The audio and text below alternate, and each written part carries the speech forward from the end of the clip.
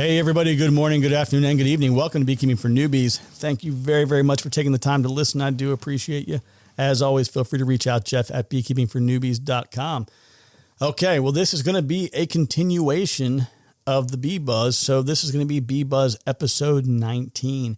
There was way too much content for a single episode. I was really excited about it because I had so many questions that had just piled up, and I'm like, man, this is going to be great.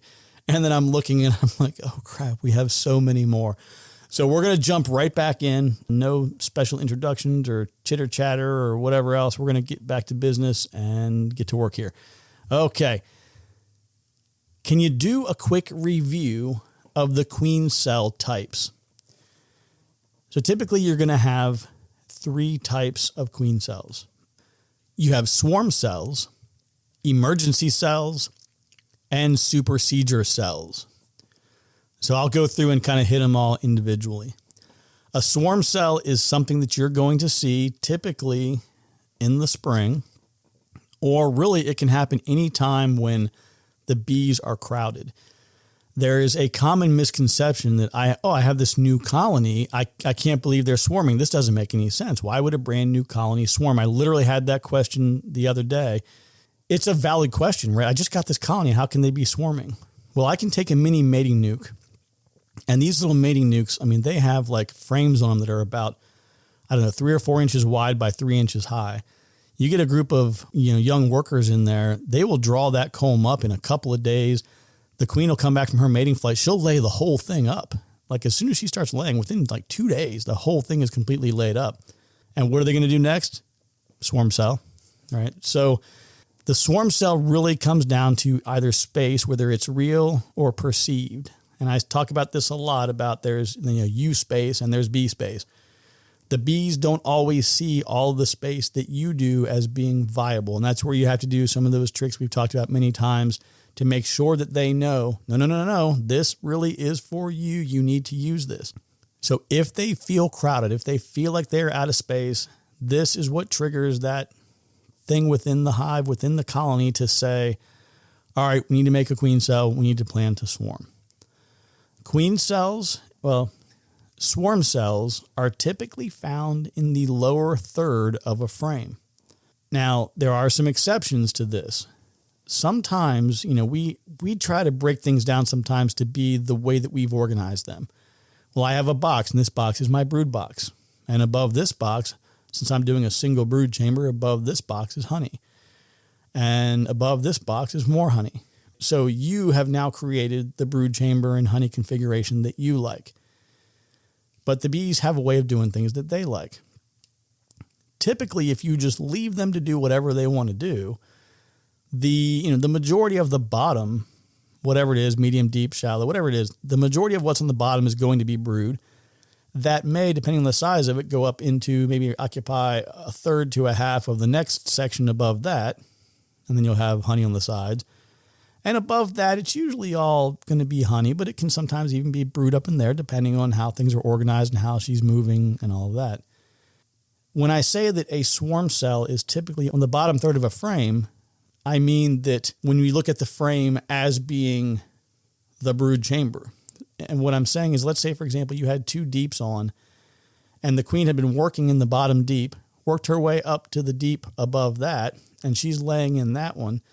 And then for whatever reason, the workers made a queen cell. Instead of putting it at the bottom of the upper deep, they might put it at the top of the bottom deep. Because in their mind, it's still down like in that lower 1/3 of the entire brood chamber, viewing both deeps as one single big brood chamber. So just because a swarm cell or emergency cell or supersedure cell, just because one of these cells is not where you expect it to be, doesn't mean that it's not what you think it is. I know that might sound a little bit goofy and weird, but hopefully that makes sense. Just envision 2 deep hive bodies stacked on top of each other. And instead of viewing, let's say, frame 5 on each of them as like 2 separate brood chambers, think of it as one big brood chamber. So you may have a queen cell that's at the very top or even the middle of the bottom frame, the frame that's on the bottom in that configuration, still a swarm cell. The next type of cell would be a emergency cell. This can be kind of located anywhere, wherever the queen happened to be most recently. where the colony can find a young larva. I'm talking about like hatches from egg to larva. They give it royal jelly from that point. The younger, the better for new queens. It can be anywhere on the entire frame. Wherever she laid the most recent eggs, that's where I would be looking. Emergency cells are created in a couple of different ways. One of them is we've decided that we're going to do like a walk-away split, for example. We take everything out, divide it up in two. There's a queen in one place. The other place does not have a queen, and they're going to have to make one. When they have to make one from a young larva, that is an emergency cell. The other way that it could be is, let's say you're doing an inspection and you don't see that she was on the adjacent frame. You pulled your frame out. You're looking at it. She runs around the corner. You set the frame down, and it just happens to crush the queen. This is one of those things where you always hear about it. It happens. I think a lot of times if it happens, you don't even know you did it. You just come back a couple weeks later and you're queenless and you're like, what happened? What's going on? I don't know where she went. I can't find her. There's no eggs. There's no larva. And I see this random cell here. What is that all about? Again, it's going to happen. Don't beat yourself up. A lot of people get really, really upset. Oh, I killed my queen. Like it's part of the routine. It happens. One thing I've suggested several times is if you're doing an inspection and you come across the frame and you're like, oh, cool, there's the queen. See if you can go ahead and get her into a queen cage. And, if it's really hot out, just move her to a shaded area or whatever. But if it's not too terribly hot, you can just set her on top of the frames that you've already inspected, or just set her maybe near the entrance, or just put her somewhere where she's, out of the way. Do your full inspection. And then once all the frames are back into the hive, then you go ahead and release her and she'll just, boom, she'll scoot right back down into the, in between the frames, and she's right back to work. So those are emergency cells. Now, the last type of cell for queen cells would be a supersedure cell. These are typically in the middle. And, most of the time when you see a queen cell, a swarm cell, and it's really healthy, it looks like a big, long peanut. A lot of times when they have to make a hasty queen cell, and I see this with like the supersedure cells look like this a lot, they end up not looking as big because the majority of them are kind of inside the comb versus the swarm cells that tend to hang off the edges and stuff. But if you see one that's kind of right in the middle, again, keeping in mind what I said earlier about the location of them being potentially variable depending on the size of your brood chamber. But when you see them in the middle like that, that's quite often an indicator of a supersedure. For your treatment as a beekeeper, you have two basic different categories. You have swarm cell and swarm cell management, and then emergency cell and supersedure cell. So swarm cell means big population, half the bees are getting ready to leave. I got to figure it out. I got to be aggressive. I got to track down all these queen cells, get rid of all the extra ones, make sure I have a viable queen, and all that stuff's going on. You're trying to save the integrity of the entire colony and keep them together. With the other two, there's nothing to worry about. You just want the queen to be born. You want her to go have a successful mating flight, and you want her to get back to work. No action is required on your part other than to do a couple things. If you see those cells pop up and you're not aware of any problems you have, immediately try to find your queen. If you cannot find your queen, then the next thing is to go and look for those eggs and that young larva. If you said, well, I did an inspection 10 days ago, and you pull a frame out and you see any eggs or larvae at all, I mean, pretty much really anything that's uncapped, well, she was at least there within the last week after you did your inspection. So if you see eggs and larvae, she was there within, she was there in the last 24 hours laying eggs, right? 48 hours. So do the best to find that. If you go through the frames and you're really, really looking and you're not able to find anything, maybe you have a friend take a look, nobody's able to find anything, you just let the queen cells go. Go ahead and let them emerge and do their mating flights and do their thing, and, check again every week to 10 days and just see what happens. So hopefully that helps explain all the different types of cells and how they work. So the next question I have here is Varroa treatments with or without honey supers and how you manage that during a flow. So I'll tell you exactly how I do it. It's typically like a late February kind of thing. This is all a bit newer for me anyway. I have the oxalic acid vaporizer. So about like that late February time frame when it's starting to ramp up, there's starting to be some activity around the hives. I hit them right away at like late February, early March. And then I'll go ahead and hit, like, let's say for example, I do February 21st. I'll do a treatment on February 21st. I'll do a treatment on February 28th, and I'll do another one on like March 6th. That's the end of my spring treatment. Then typically when I get into the inspections in, mid to late March, whenever I get some nice weather, I go ahead and I do my mite counts. I try to get it off of drones if I can. If I have excess drone brood, I'll just cut some out and just kind of do a little dissecting and playing around myself just for fun. But I try to sample as many drones as I can. But, obviously, you're going to get some workers too, whatever you got. Use what you got, but do try to get bees that are near brood. You want nurse bees. You want the bees that have recently emerged and have recently joined the colony so that you're getting the most accurate count. So I go ahead and pull my mite count then. If there's an issue, I'll go ahead and retreat. Usually those first 3 that I did are enough. Honey supers are going on depending on the colony and what's going on with them. Let's just say like 1 April. So honey supers hit through April. I don't really even think about it again until probably about June. Because for me, you get to around the June time frame and you have the dearth. When the dearth gets here, that's when I like to do some more sampling. I want to get let's say mid-June, basically from the first week of June through the end of June, anywhere in there, start sampling, getting your counts, seeing where you are. And then if you don't need to treat, bonus, right? I mean, if your spring treatments were enough that you did it the late winter, early spring, if that was enough for you and it worked, cool. If not, then, plan to treat again. So let's just say, for example, I pull the honey on June 1st, June 5th, 10th, whatever it is. Pull my honey supers off, get my mite counts in the next couple of weeks, treat as needed, and then I will probably check again in late July. I want to do it before we get into August because that's usually anywhere from the 1st to the 3rd week of August is when that fall flow kicks in.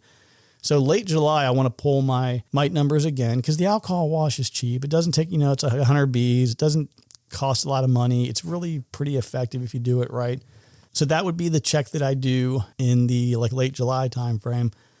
And then I typically will just go ahead and treat in late October, maybe as early November, somewhere in that time frame, when I know that there's no new brood. It's just the bees. I'll go ahead and hit a treatment then. So it's really it's so much easier with the oxalic acid, with the vapor. You can just treat as needed, and it's a lot more cost effective. It was a heavy investment buying the vaporizer, but I can just treat whenever. And it makes it so much there's all those things that you kind of go through in life where you're yeah, I like doing that, but it's just such a headache to get all the logistical stuff done. And, it becomes a pain in the butt. That's kind of how this is. Treating for Varroa can be really expensive when you're buying all your Apivar strips and all your different packets of this and packets of that. That stuff gets really expensive. And you start doing it for 8, 10, 20 colonies, it's an investment. Being able to vaporize them at probably 30 cents a treatment, I do that all day long. But the real answer to the question is I never, even though I know you can vaporize with honey supers on, I don't do it. I just don't really have a need to do it. So the next question that I have is for during a dearth, when and how do you break down your hive? When do you do it? How would you do it? And the question is getting at, let's say, for example, we had 2 deeps and a honey super on top of that. And there's a dearth, so there's no new stuff coming in. Well, should we reduce the size? Should we take some frames out and consolidate a little bit? What I would say is leave everything pretty much as it is. Now, there are some potential exceptions there, but let's just say that that your colony is as I described it, or that your hive is built out the way I described it. Maybe that honey super only has 2 drawn frames. Well, I would be willing to bet that either you would like to have that honey or the bees might need that honey later. I think then it kind of comes down to how do you want to handle that part of it.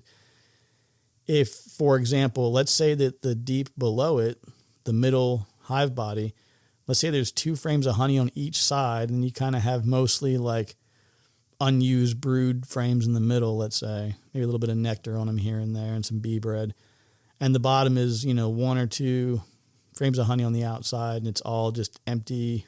Well, it might even be packed out. I've had that too, where you have the whole thing just completely packed with honey. There's no brood in there anymore because they're done rearing brood, but they've got tons of resources. you're going to need to know how much your bees are going to need. You're going to need to kind of keep notes and ask people, talk to your mentor, talk to people in the bee club to figure out exactly how much you're going to need to have set aside for them. But an issue that comes up in the summertime is the heat. It gets so daggone hot sometimes in the summer, even when you're up north. I mean, I've been in Alaska before and it's stinking hot sometimes, and up in Montana hot. It doesn't matter where you are, you're still going to get hot. Having good ventilation is not a bad thing. If there's not a flow, you don't have to worry about them building a whole bunch of random comb. So leaving that medium super up there that only has 2 frames drawn out with honey on it, that's okay. Now, where it becomes an issue is if the population is really, really low and there aren't really enough bees to even fill everything, then you might have to make some decisions because, well, the first thing is, why is the population so low? But sometimes they do have, it's like a roller coaster, right? You'll have ramp ups and drawbacks and ramp up and drawback. And that's just the cycle depending on the nectar flow and all of that. But having that extra space up there, if it's not being monitored and protected and cared for and all that, it could become a place where a wax moth and other undesirables might hang out. So if you have drawn comb that has nothing in it and it's in one of those upper places, you may want to pull that. Take that drawn comb, secure it and store it however you typically do that. And, nothing wrong with that. You can always pull the entire deep, extract the honey for yourself on those 2 mediums. Nothing wrong with that. Throw them into the freezer, put them aside. You may have that colony or another one runs into a bind. They're running a little bit light through the dearth. That gives you a backup that you can feed to them. Nothing wrong with that either. I think somebody had commented like, oh yeah, this one guy mentioned he just takes the surplus ones and just puts them in the bee yard and lets them kind of rob it clean or whatever. I don't like that at all. Like I'm going to have it before I just give it away. I mean, that's just like going out and buying like a $30 jar of some great organic honey and just pouring it on the ground. But if I'm taking it off for whatever reason, it's not staying on the hive. It's going in the freezer. It's getting extracted. Like something's happening, but I'm not going to give it to the bees randomly in the yard unless there's a bee that needs it. Happy to help them out. But outside of that, like I said, there's no need to really break anything down unless there's some kind of a problem. Now, when it gets to the end of the year, so, let's say, for example, that the bees in that same configuration, 2 deeps and a medium, over the course of that summer, they've used a lot of those resources and maybe it's only 1 entire deep worth of stuff. Like maybe they used an entire deep worth of honey. The medium only has those 2 frames and there's nothing left of that. You may go ahead and consolidate down to a single deep at that point in time and then let them build out over the fall. And maybe you go ahead and leave the honey super on and see how much they can build up, during that time. That's where it can get a little bit tricky, right? You go into the cooler time of year with a big gap and a big space like that. That can become a challenge because now you've got another area that the climate has to be controlled, right? You have this space that needs to be heated, and it's a lot more difficult for the bees to do that. It makes it much more difficult for them to maintain a good, comfortable, sustainable wintertime temperature. So that's where it becomes really important to break down. But during the year, like I said, you shouldn't have a big need to do that unless they've gone through a lot of resources during the dearth. So let's see. Somebody said after that question was asked, they said, I've wondered about that too. If you have a partially filled super when the dearth starts, can you just leave that on in lieu of a feeder? Absolutely. Yes, that could be your feeder. Absolutely. In one book I have, the author just sets his uncapped frames out in the bee yard for them to clean up. But that's more for the end of the season. Yeah, and there's nothing wrong with that either. Like it's the end of the year and you've got things that just have some odds and ends on that the bees can probably use, but that you're not going to use as you're getting ready to store them away. Sure, why not? And then somebody says, I wonder if you can just leave them on. And if they don't use it, they'll just move it down to where they want. Yeah, they can do that too. They can move it around from place to place as they see fit. If they don't like where it is currently stored, absolutely. And let's see. So basically all the honey they are making will be eaten by fall. And I'll be down to just 2 medium boxes. I understand the growing process, but I'm a little hazy after the nectar flow stops. So after the nectar flow stops, it can get kind of funky. And what I mean by that, I'm not talking like the cool 70s get down funky disco kind of thing. I mean like it can get strange. And what I mean specifically is one of the most common things that happens pretty much every year. This is about the time of year where people start reaching out and talking to me about this. As the colony recognizes that the nectar flow is beginning to taper and the resources are diminishing and there's just not as much available, the colony is like, all right, not as much coming in. We're not making any more mouths to feed. That's it. Now the queen's going to keep laying eggs because she's just a queen, she's a queen machine. She just cranks out eggs. That's what she does for a living. But the colony won't raise those bees. They won't raise brood. So they'll just eat them, discard them. That's it. It's gone. They will not raise brood. So a lot of people will open up their hive in like June 15, 20, wherever, July 4th, whatever time of year you're doing an inspection in your area where there is a dearth, and they don't see eggs. They don't see anything, and they don't see capped brood, and they start to really, really freak out. I know I did it. Like that's what I did early on. I'm like, oh my God, my queen's gone. It's all over, or even worse, when I didn't understand the whole dynamics of all of this, I was like making splits like the first week of June, late May, first week of June, I'm making splits and they're like not raising a queen or they're not doing anything. I'm like, well, this is terrible. I've only got 3 frames or 4 frames in this whole colony. They're not doing anything. Why aren't they doing anything? What's going on? If there's no food, there is no brood. Simple as that. So that's, again, one of the most common things where people will look around through the hive doing an inspection, can't find their queen, and they're like, okay, what's going on? So that's part one. So really, really look in detail, every single frame, get a friend to help you, use a shaker box, whatever you have to do. Be 100% certain before you try to introduce another queen. And then the other thing that's going to be weird too is you've gotten used to having a big population and it's going to start to dwindle. It's going to get smaller. And you've gotten used to seeing like so much cool productivity and bees coming in all the time and going in and out. And it's just exciting. It's exhilarating. And then like, there's nothing going on. Like you got bees like sitting out on the front porch, like looking at you like, what do you want? And you're like, I want you to go to work. And they're like, there's no work. There's no jobs. Like they got nothing. So they're literally just hanging out on the front porch and they're walking around and just, waiting for a nectar flow or waiting for somebody to find a feeder somewhere and come back and tell everybody, hey, there's a feeder over here, and do a little waggle dance and get them going. So yeah, so this is a time when the nectar flow stops. You just got to be mindful that things are going to be a little bit different and just pay attention to those differences, make notes, and it'll be easier to deal with again when you look at year 2 and 3. Okay, the next question. If I'm being told that I'm buying Italian bees, how do I know that's what I'm getting? And then someone said, I recently asked a similar question here with a pick and no one knew the species. Is it that hard to tell the difference? Am I that ignorant to think species are discernible to the layman? So I think you have the difference between like species versus race. So and again, I'm not a biologist, entomologist, scientist kind of guy, but I'm pretty sure that when you talk about like Saskatraz, Carniolan, Italians, Buckfast, whatever, all of those are like the species of the European honeybee, but those are individual races, I think is how that is technically done. And if you think about like the human race, like with we're all mutts of some sort, we all come out of Europe and Asia and Africa and different places. And we have all these different genetics that are kind of, embedded deep down inside of us.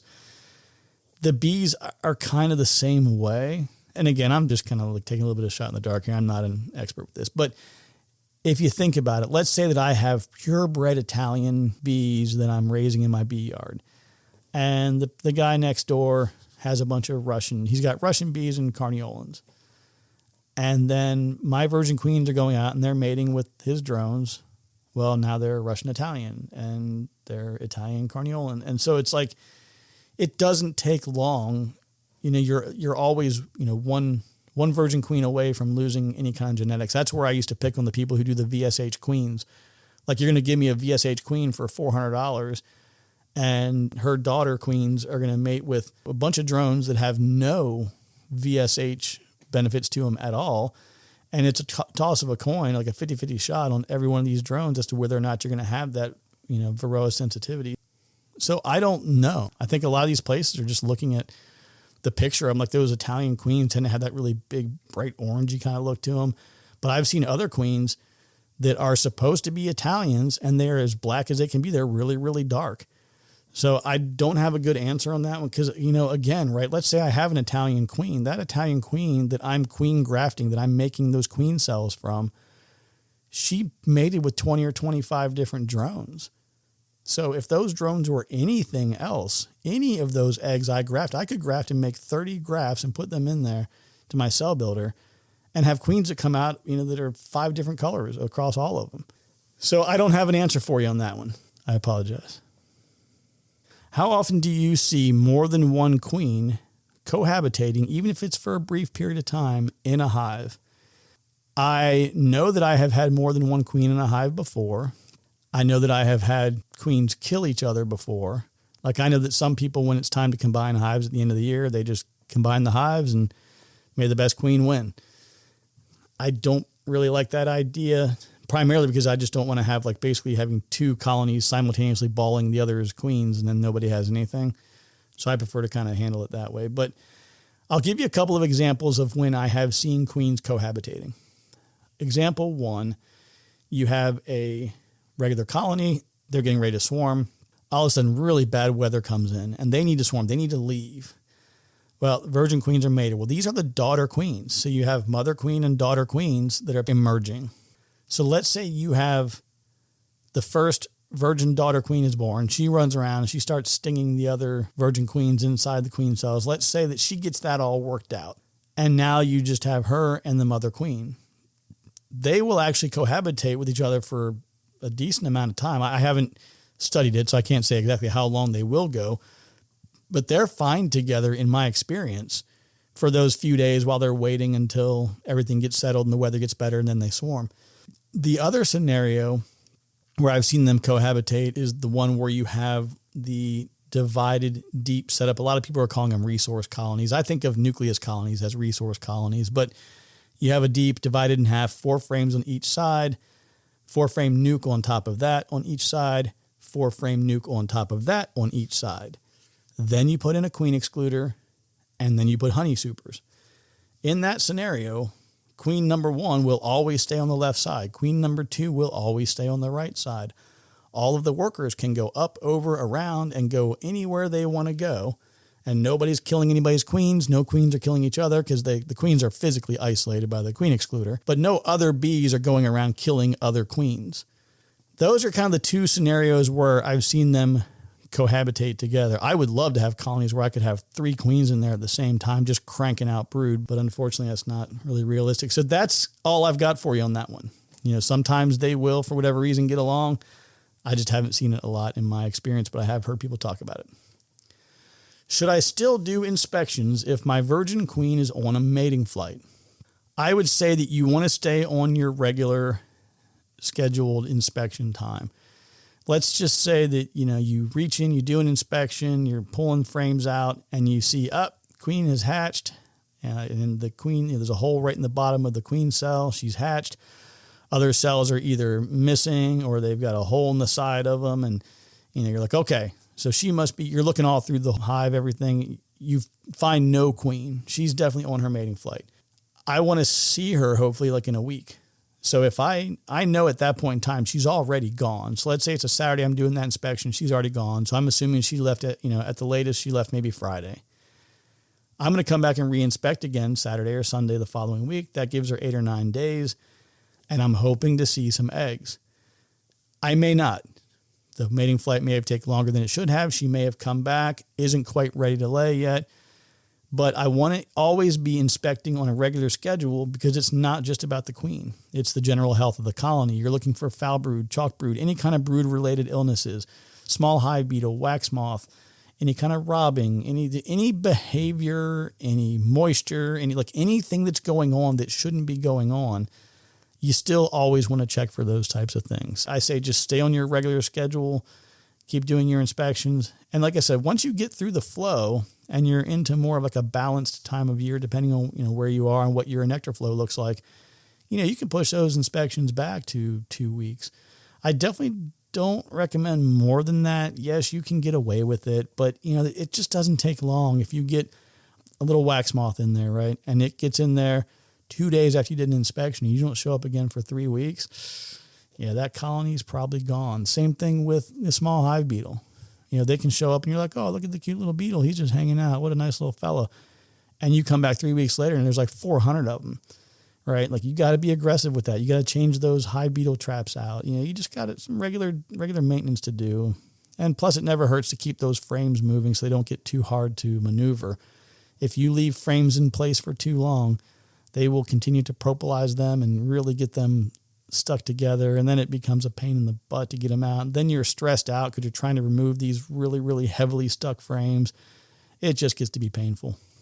So I want to provide a large water source for my bees, such as a small pond style. Anyone have any suggestions? So this is one that we've had several times, and I've told this. I'll tell you two stories that are my favorites on this. One of them is when I moved into this house, my neighbor came over and he was like, hey, look, I know you got honeybees. I don't have a problem with the bees at all. I love them. They're great. But, you're losing a lot of them in my pool. They're drowning in my pool. And I was like, yeah, I'm really sorry about that. For whatever reason, they tend to do that. And, I told him, you're going to lose about 200, 250 bees a day just through, attrition, through spiders, whatever other things are in the environment that are trying to eat them or kill them, and just old age. And I said, so it's just kind of part of the process, but I hope they don't sting you or they're not problematic for you. And he's like, no, it's no problem. So like the next day he comes over and he's got an old bucket from his pool chlorine tabs and he's washed it out. He's got it all clean and he's got it full of water, and he took a piece of wood, he cut it to size to fit inside of it and then drilled a whole bunch of holes in it. And he's like, hey, I made this water feeder thing with these holes, and this wood floats in here so they can walk on the wood and they can drink water. And it was a really, really kind gesture. It was a really, really nice thing for this gentleman to do. And I told him, I said, hey, I really, really appreciate your effort on this. It was really nice of you. I said, but just so you know, like honeybees are really weird about that. Like they don't just drink the cool, nice, yummy, clean water that like normal things would do. And he was like, okay. I said, but I'll put it out. Thank you very much. I appreciate it.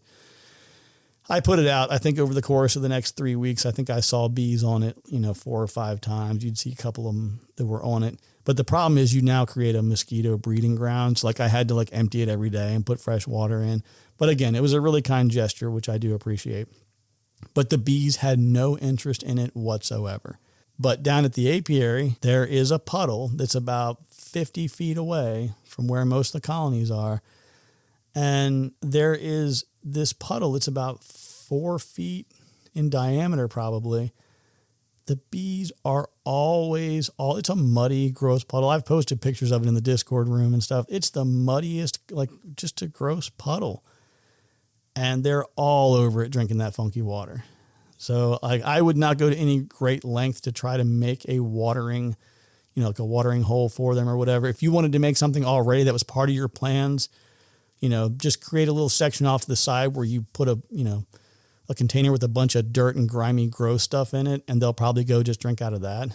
It's funny because we were joking about it in the Discord room, but that's it. I mean, you can take a bunch of dirt, put it into something that has water in it, shake it up and make it look kind of gross. They'll be interested in it.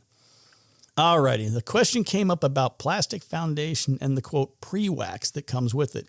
And I think that somebody had even commented something like, I think wherever this came from, they were using some cheap wax and it wasn't good quality or whatever. The reality is that I've bought some of the good stuff and it's a really, really light coating of wax on those pre-waxed plastic foundation pieces. And if you take them out of the box, like the day or the week you get them, put them into a hive, you're probably going to have a decent chance of getting some acceptance. But that's it. After a couple of months, they're blown. They won't work. They won't do anything for you. So here are a couple of quick steps for addressing that and getting them to accept that plastic foundation. Number 1 is spray sugar syrup. This is one that a lot of people use. I have done this myself. I really haven't had a lot of luck with this. You basically just take the frame, spray it all over front and back with just a traditional regular sprayer that you buy from the local hardware store or whatever. Mix up a little bit of sugar syrup. You probably want to make it a little bit lighter than you normally do so that it doesn't get too thick to spray. And you definitely want to rinse out the sprayer thoroughly when you're done doing that, or it will completely gum up on the inside and it'll be a one-use spray bottle for you. But I've used this before and it just doesn't work that well. Sometimes it helps a little bit. It definitely will bring them and draw them to the frame. But if they don't need to draw wax right now, they're not going to draw wax. They're not going to just start drawing comb, I should say, not wax. They're not going to start drawing comb if they don't need to draw comb.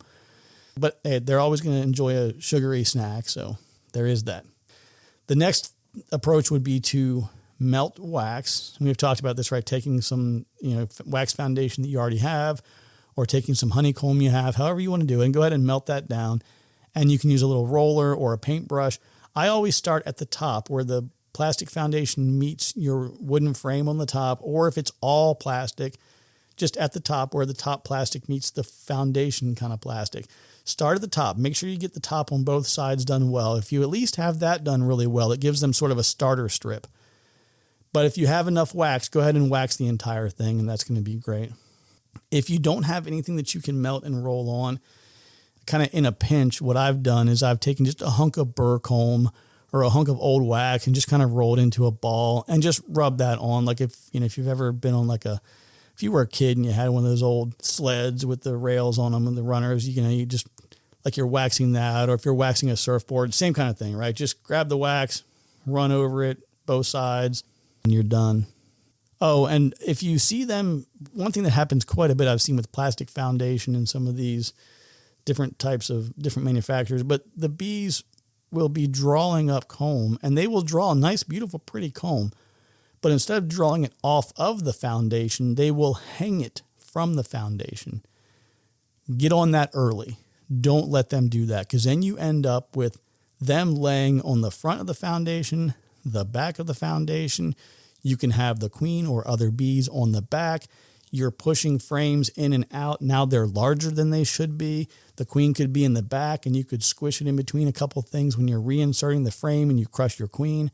As soon as you see that foundation being drawn over, just press it flat.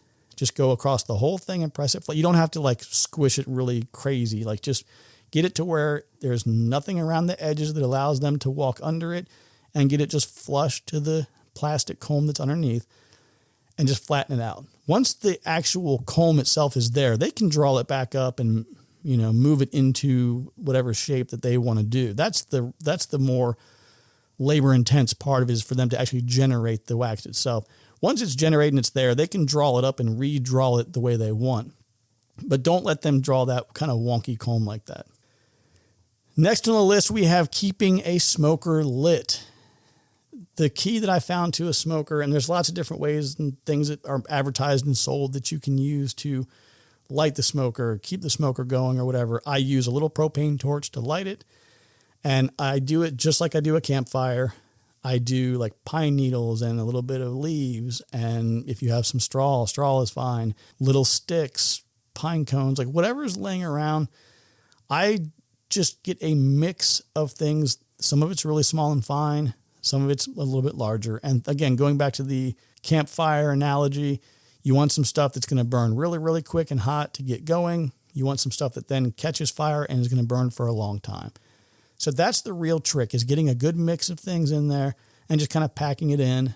And there's also commercially available stuff. I think I posted it in the Discord room a couple of days ago, where it's basically a half-pound bag of stuff that looks like insulation, like blown-in insulation. Please don't actually use blown-in insulation. I'm sure it's got fiberglass and other crap in it that you don't want getting around your bees, but it looks like insulation. Take that, push that down into the smoker as well. And once you have all those things really burning well, again, it's the varying sizes. I have some twigs and sticks and things that are about the size of my pinky, and those are going to burn and smoke for a lot longer. So give that a shot, give that a try, see how that works. So I see another question here at the end. How often do you treat with oxalic acid? I think I just covered that a bit earlier, so we're going to drop that off.